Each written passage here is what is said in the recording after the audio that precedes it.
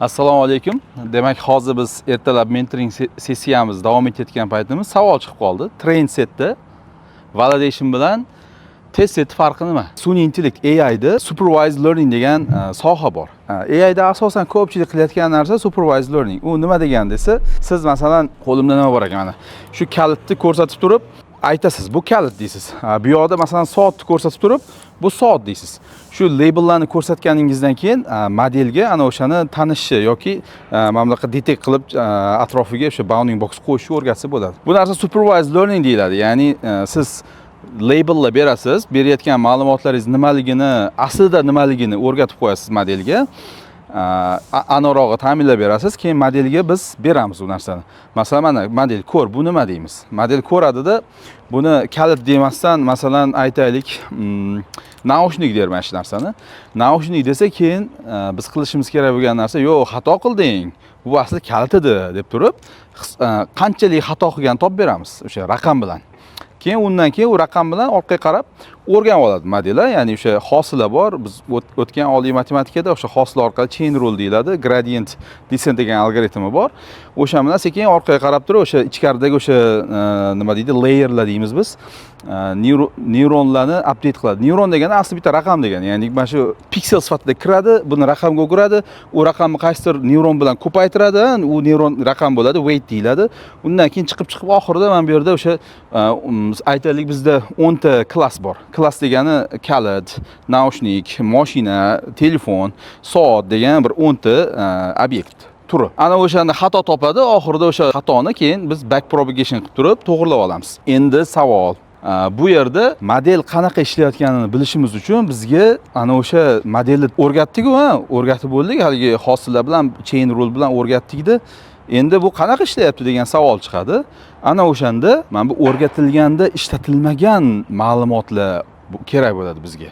Chunki bu o'rgatilgan ma'lumotlarda biz qanaqa ishlayapti desak, shu ma'lumotlarni o'zi yaxshi ishlaydi-da, keyin haqiqiy mijozga olib borib berganimizdan keyin yaxshi ishlamay qoladi, to'g'rimi? Shuning uchun biz nima qilishimiz kerak desa, mana shu model yasadik, layerlardan iborat network train qilib oldik-da. Endi uni bu yoqda nima qilishimiz kerak bo'ladi?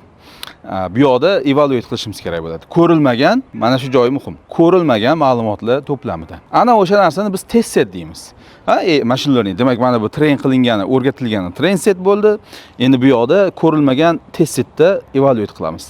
Masalan, train setda aytaylik 1000 ta rasm bor edi, undan 900 tasi to'g'ri ishlayapti. Ya'ni u degani 90% aniqlikda ishlayapti degani.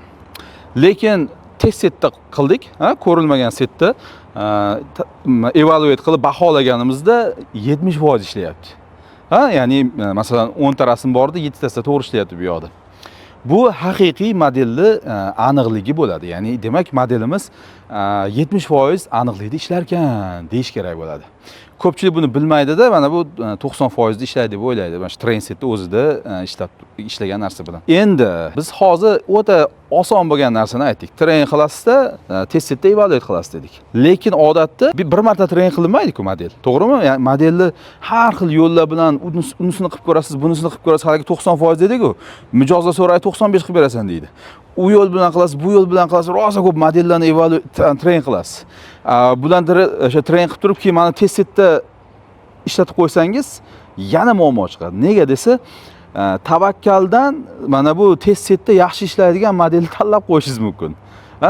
Ya'ni chunki siz masalan 10 xil yoki 100 xil modellarni sinab ko'rdingiz, har xil uslub metodikalarni. Endi mana bu test setda sinab ko'rgan paytimiz 1000 xildan yoki 100 xildan qaysi biri zo'r ishlaydigan bo'lsa, o'shani oldik-da. Aslida bu yaxshi model degan bo'lmasligi mumkin. Nega desa, mana bu test set nima deyiladi? Sample deyiladi. Population emas. Population degani dunyoda bor o'sha rasmlar, bor ma'lumotlar deyiladi. Lekin undan sample bo'ladi bizda, to'g'rimi? Chunki hammasini olib kela olmaymiz, ilojsiz. Xo'p, shuning uchun nima qilinadi desak, biz mana bu test setni olib qo'yamizda, test setni bir marta oxirida ishlatamiz. Bo'lmasa, o'sha tavakkaldan test setda zo'r ishlagan modelni olib qo'yishimiz mumkin ekan deb turib, test setni chekiga olib qo'yamiz. Demak, 100 marta train qiladigan bo'lsak, mana shu train setimizdan yana bitta validation degan kichkinacha to'plamni ajratib qo'yamiz. Train setni o'zidan validation chiqarib qo'ydik. Keyin mana yerda 100 ta modelni train qildik. va mana validationda 100 tasini evaluate qildik. Endi validationda qaysi biri yaxshi chiqqan bo'lsa, o'sha modelni tanlab olamiz. Ha, ya'ni 100 ta modeldan select qilamiz, model selection qilamiz. Demak, masalan, 13-si zo'r ishladi validation setda. Validation setimiz aytaylik 95% chiqdi. Masalan, 13-chi tryimizda, 13-chi attempt deydi, ya'ni urinishimizda, 13-chi urinishimizda validation set zo'r chiqdi. Endi ana o'sha 95 chiqdi validation setda. Endi biz u validation setda 95 olgan 13-chi modelni olamizda, mana bu test setimiz bor-ku. Test setni bir marta ishlatamiz xolos, mana shu narsa muhim. Siz bitta proyekt qilyapsizmi, model deliver qilyapsizmi, ana shu AI model deliveryda oxiridagina ishlatasiz mana bu test setni. Ana o'sha keyin 95 oldi validationda, keyin test setda evaluate qilamiz. Test setda aytaylik 92 chiqdi.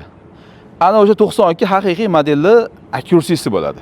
Ha, masalan, train setda 99 chiqdi, validation qilgan paytimiz 95 chiqdi, test setda o'lchaganimizda 92% accuracy chiqdi. Ana o'shani biz mijozga modelni accuracy'si deb turib beramiz, haligi 92%. Hozircha shu. Savollar bo'lsa yana so'raysizlar, komment